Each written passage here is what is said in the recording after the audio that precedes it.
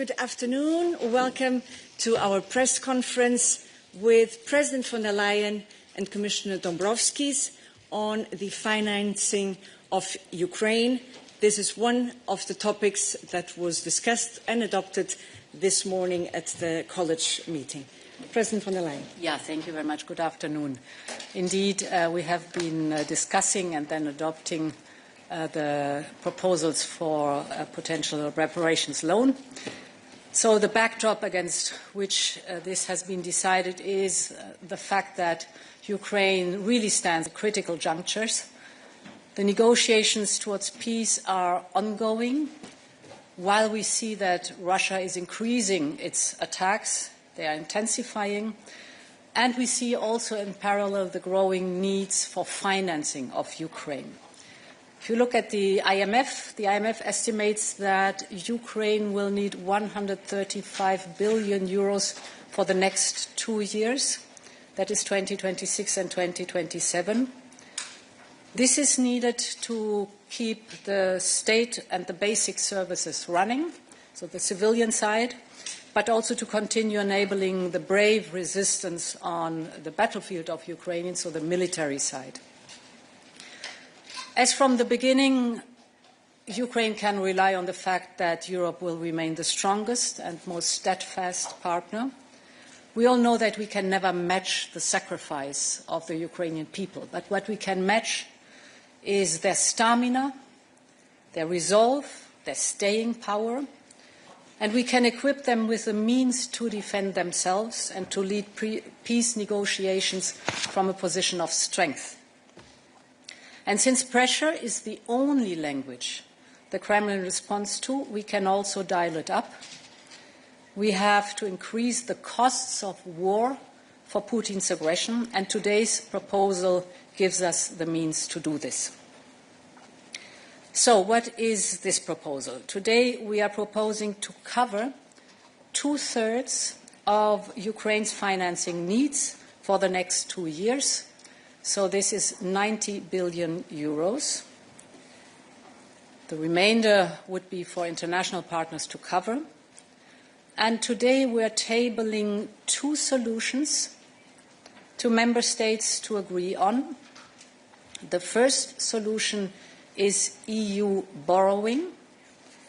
That is basically raising capital at the capital markets and using the EU budget as a guarantee for that, and hand this capital as a loan to Ukraine. This solution must be established by unanimity. And the second solution that we are proposing today in the legal text is a so-called reparations loan. Here we would use the cash balances from the mobilized Russian assets in the European Union. We propose to cover all financial institutions that have accumulated such cash balances, and these institutions would have to move the cash into the instrument of the reparations loan. So, in other words, we're taking the cash balances, we're providing them to Ukraine as a loan, and Ukraine has to pay back this loan if and when Russia is paying reparations. This solution can be established by qualified majority voting. Then there's the question how we would use the money. First, we would use the money for Ukraine budget support. And here we would build on the success of existing instruments. You know them both. That is, on one hand, either macro-financial assistance and or the Ukraine facility. And the second topic where we will be using this money is military support. Here the main goal is to further boost Ukraine's defense industrial capabilities and integrate their capacities into our defense industrial base. And here we would use a so-called Cascadian principle. In other words, the funds would be used predominantly to produce and purchase from Ukraine and the European Union and so-called EEA-EFTA countries. But if we have urgent needs that cannot be met by Ukraine or the European Union, then we allow with this money the purchase of these urgent needs from outside. Now, we had an intense discussion also on the position of Belgium, where Euroclear, the main source, is situated. We have listened very carefully to Belgium's concerns, and we have taken almost all of them into account in our proposal that is today on the table of the reparations loans.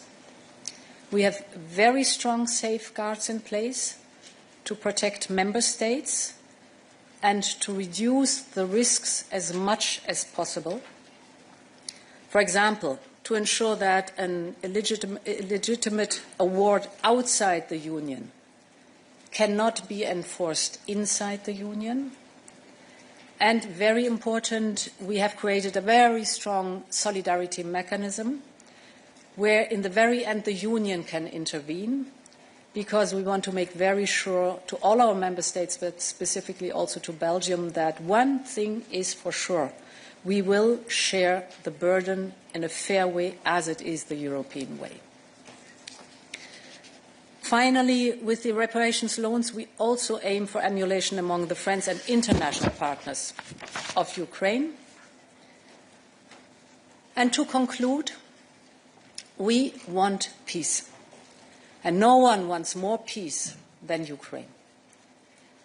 Therefore, today we're sending a very strong signal to the Ukrainian people that we are in for the long haul. We can equip them with the means to defend themselves and, even more important, with the means to lead peace negotiations from a position of strength.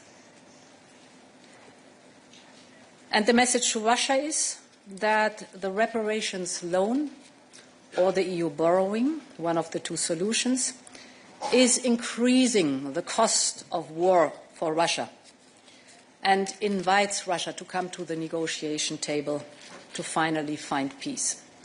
Thank you very much, and I hand over to you, Valdis. Thank you, President. Good afternoon, everyone. Indeed, we stand at a crossroads. The outcome of Russia's brutal war against Ukraine is the one that will also determine EU's security and freedom. We must act now, and to succeed, we must act together. The proposals we put forward today work for Ukraine, the EU and its member states. Because in providing this lifeline to Ukraine, we are also enhancing our security. Not providing support that Ukraine needs to continue its fight for survival would come with a high cost, not only to Ukraine, but also to our entire continent's security and freedom. And we are also sending a strong message to Russia. First of all, let me stress that everything we propose today is legally robust, fully in line with the EU and international law. It respects the principle of sovereign immunity, and the reparation loan is without prejudice to the claims of the Central Bank of Russia. Now, as the President has already explained our two solutions, including the reparations loan, I will focus on protections and safeguards contained in the proposals. Having listened carefully to all member states, we propose to set up a robust system that builds on existing safeguards we have created over the last years. In a spirit of solidarity, we call on member states to provide guarantees to underpin the loan.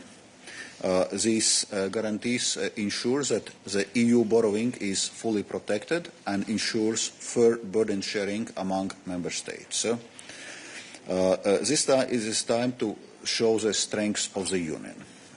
Under the next multi-annual financial framework, these guarantees would be taken over by the headroom of the EU budget. And should there be unanimity to amend the current MFF regulation, which we are proposing, this protection could already be provided in this MFF headroom.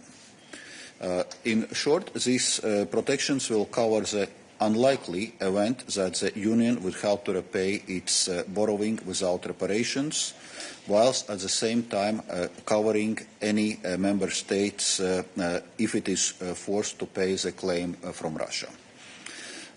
Although the risk of this happening is very low. First, these are not acts of individual member states, but are acts of the Union, which are fully in line with EU and international law.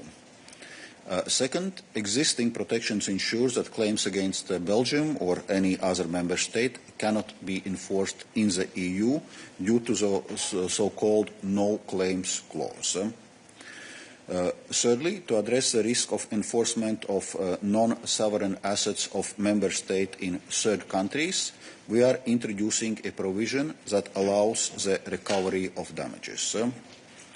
The proposals also provide for mechanisms to deter any actor facilitating enforcement of claims on behalf of Russia or actors sponsored by Russia, be it inside or outside the Union. The guarantees would build on all these safeguards, where it's only appropriate that the act of the Union entails the Union's responsibility and not responsibility of any one member state. Finally, we are also proposing today provisions for continued immobilization of Russian assets in the EU.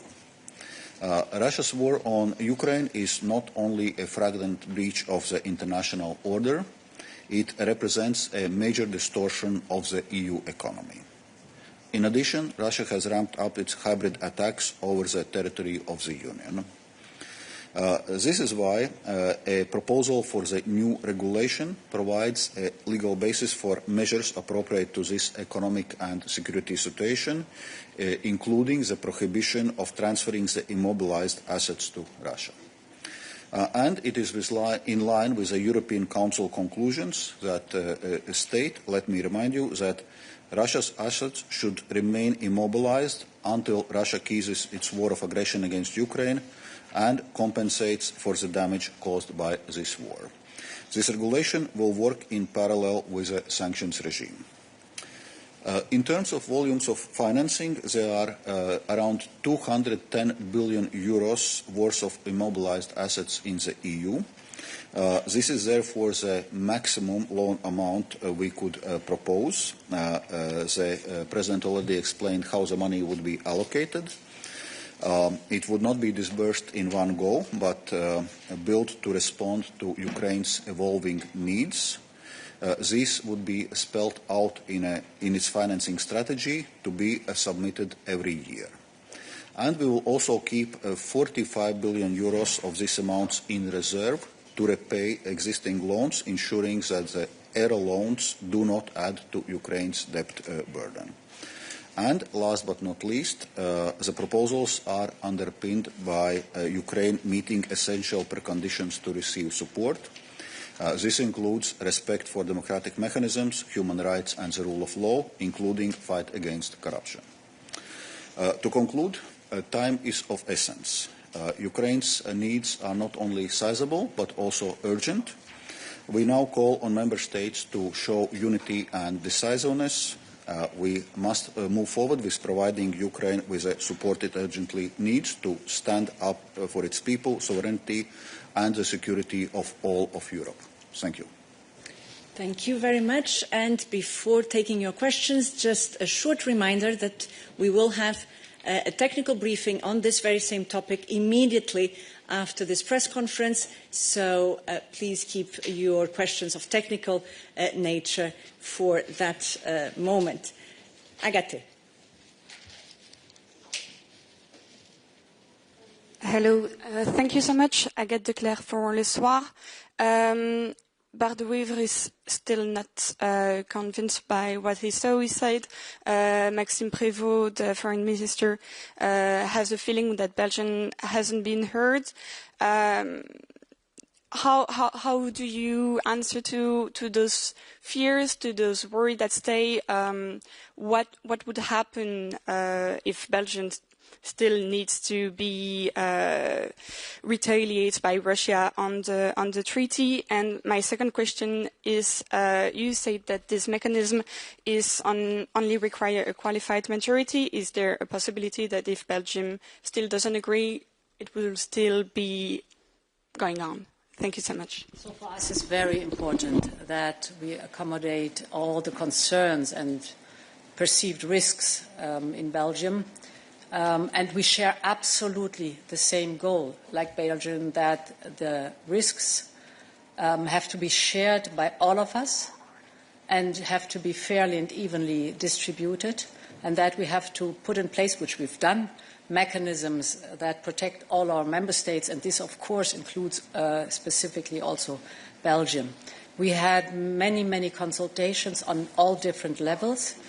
We're not done with the consultation, so this is a process that starts now with the legal proposal on the table. And of course, we'll discuss this legal proposal with the member states and the parliament. So with this proposal, as with any proposal, there will be improvements. And it is important to stay in very close contact with Belgium. But let me tell you that, for example, of the main asks, the three most important, we have actively, of course, included, among others, in this proposal to answer them. The first was that Belgium asked that not only Belgium and not only Euroclear are covered by this approach of the reparations loan. And you see in the proposal that we have extended the scope to all CSDs, so central securities depositories, and commercial banks in the European Union, therefore the big figure of 210 billion euros that Valdis was just explaining.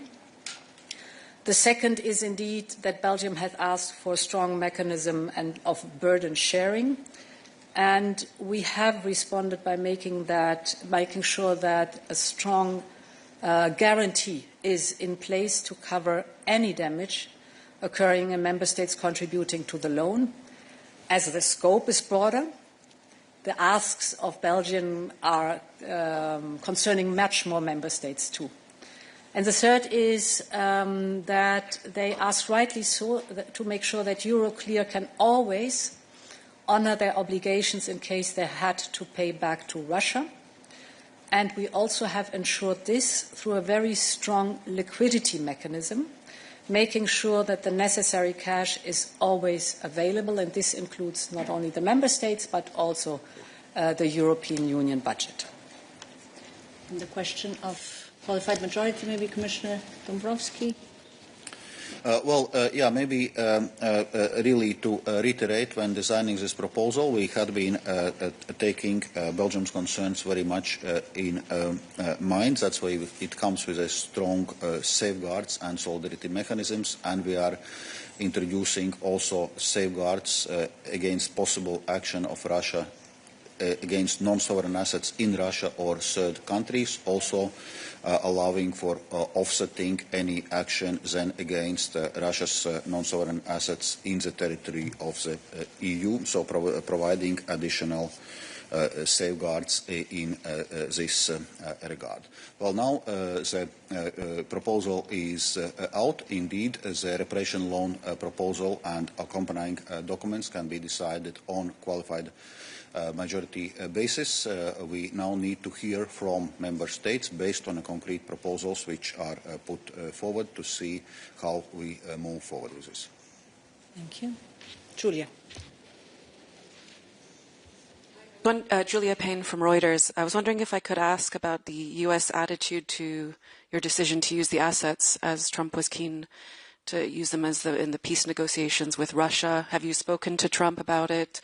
What is the U.S. administration's view on your proposal? Yes, we have informed the U.S. administration. I've spoken, for example, to Scott Bessent that we are planning right before today, that we are planning on developing a system of the reparations loan. It was positively received. I've also informed the others who have potentially immobilized Russian assets. And the construction is in a way that it invites others also to join with their immobilized Russian assets, so that they can contribute also to the financing of Ukraine and contribute in the way the reparations loan is working. Thank you. Zoya. Zoya Sheftalovich, Politico. With regards to that previous question, we know that Bart de Wever said in his letter that he was concerned that by using the immobilised assets in this way, that it would undermine peace because it would remove one of the elements of leverage that Europe has and that the world indeed has to get Russia to the negotiating table. Do you buy that argument? Will using these assets imperil the potential peace deal, should there be one? Or do you have a different view on that?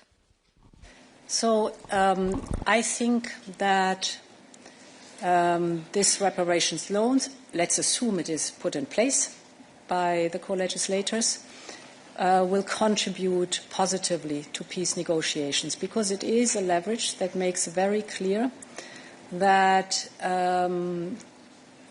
we are in for the long haul with Ukraine. Russia has done everything to prolong the war and is so far not willing, for example, to come to the negotiation table that President Zelensky constantly offers, and President Putin does not show up.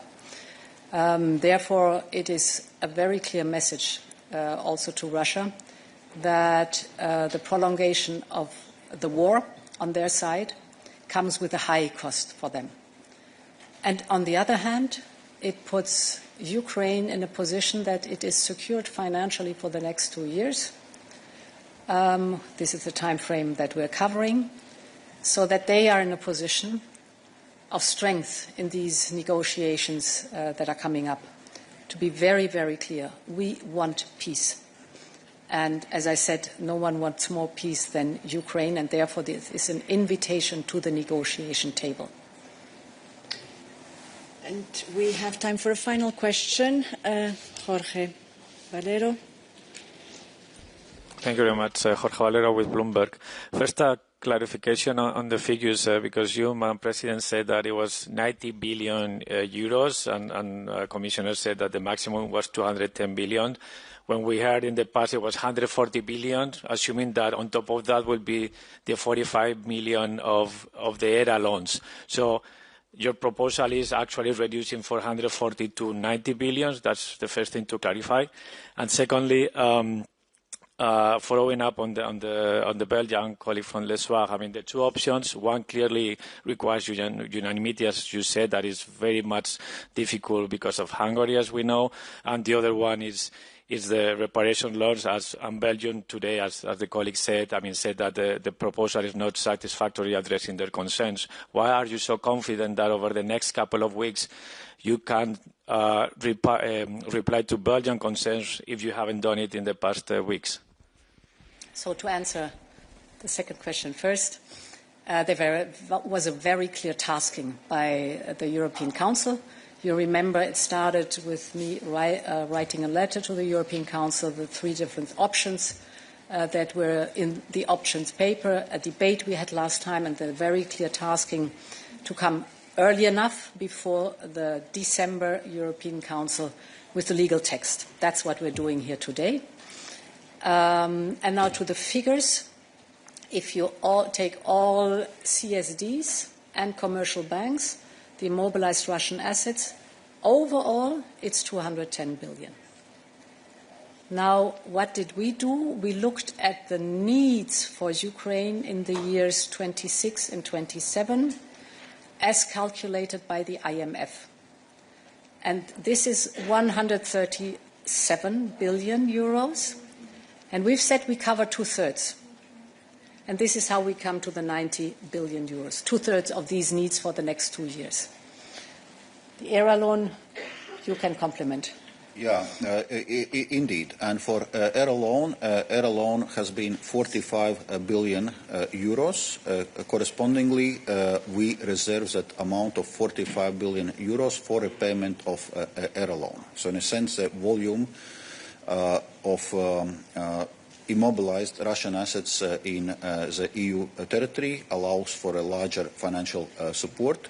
But we will be rolling out this financial support, responding to the evolving needs of Ukraine, both for a general budget support and for military support. So we have provided indicative amount for the next 2 years, so 45 billion euros in each year. But this amount may evolve, and this volume would allow also for further support of Ukraine in the coming years. Thank you. I'm afraid this brings us to the end of this press conference, but as mentioned at the very beginning, don't go away because we will follow immediately with a technical briefing where you can ask your remaining questions. Thank you very much. Thank you, President. Thank you, Commissioner. Wish you a good afternoon.